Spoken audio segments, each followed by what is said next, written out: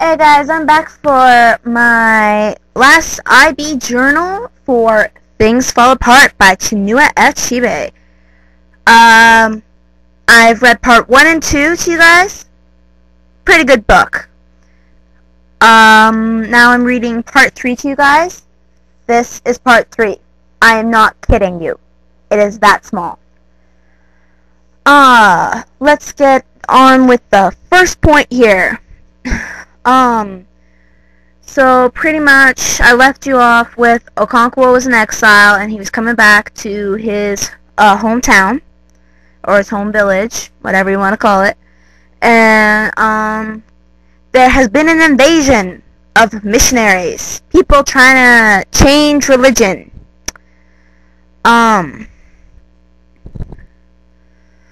Not only were the low-born and outcast, but some of the worthiest men had joined it. Such man was Ublifi, Ugonna, who had taken 2 titles, and who, like a madman, had cut the anklet of his titles and cast it away to join the Christians.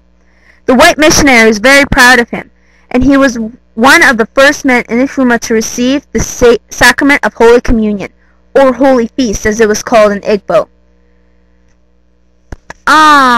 This is kind of like a big smack in the face for them.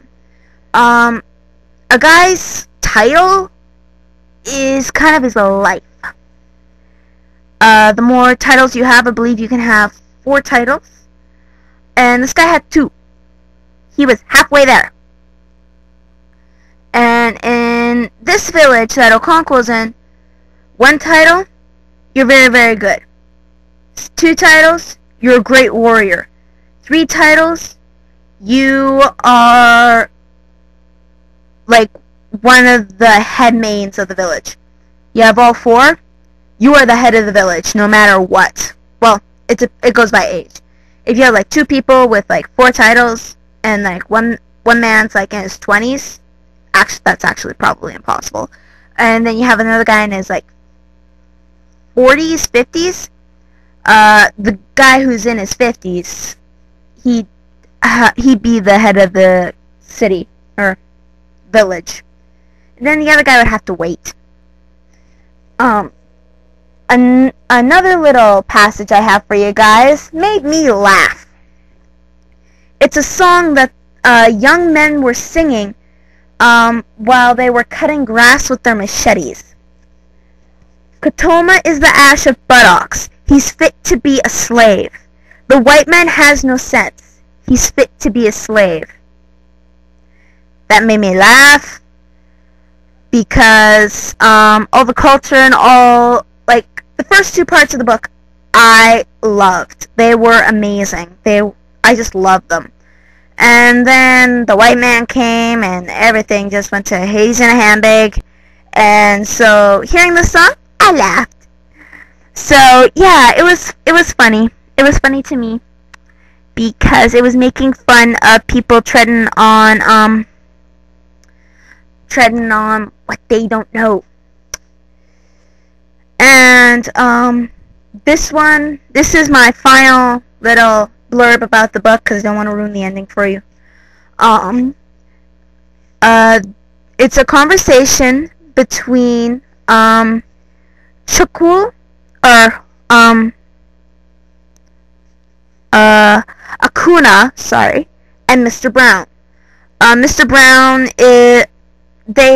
Akuna and Mr. Brown have several conversations, and they each try to convert each other, and it's really funny. Whenever Mr. Brown went to the village, he spent long hours with Akuna and his obi, talking through an interpreter about religion. Neither of them succeeded in converting the other, but they learned more about their different beliefs. You say there is one supreme God who made heaven and earth, said Akuna, one of Mr. Brown's visits. We also believe in him, and call him Chukwu. He made all the world and the other gods. There are no other gods, said Mr. Brown. Chukwu is the only god, and all others are false.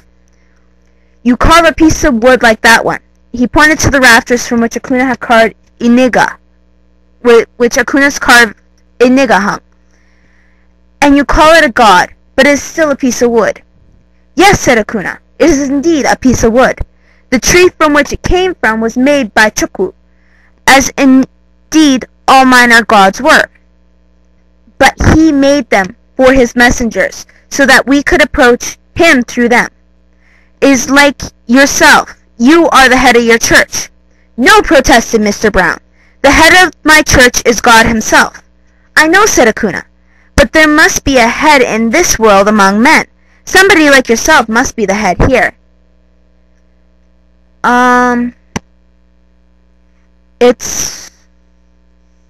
Yeah.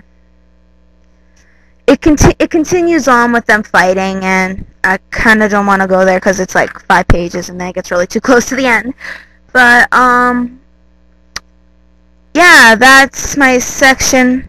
That's part 3 of Chinua Achebe's Things Fall Apart. Sorry, get my hand out of the way. There we go! Woo! My personal opinion about the book. Part 1 and 2, I love them. Part 3, I never want to read it again.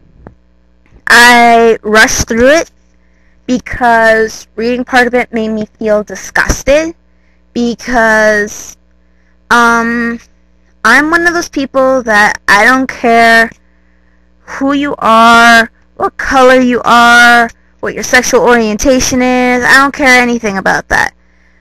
Like, I just don't care. Just as long as you ain't trying to hurt me, or you ain't mad at me for some reason, you're cool in my books. I really have no problem. I have friends that are different races, different ethnicities, different religions, all that kind of stuff. And just part 3 bothered me because it went more into detail about what these people were going through, how their culture was up and running, and then people come in saying, no, you're wrong. Didn't make me very happy, made my stomach feel sick. But all in all, my rating on this book, I would give it a 7 out of 10. It lost 3 points for part 3. So, yeah. But part 2 was the smallest, so if you have a big heart like me, and it gets upset very easily by stuff like that, you don't have to put up with it for like 300 pages. You only have to put up with it for like 50. So, again, sure, it's a lot of pages, but at least it's not the whole book. But that's Chinua Achebe and all my references to it, and I hope you enjoyed. Thanks, guys. I'll be catching up with you with the new book, 1984 by George Orwell. So, I'll catch you guys later, and have fun.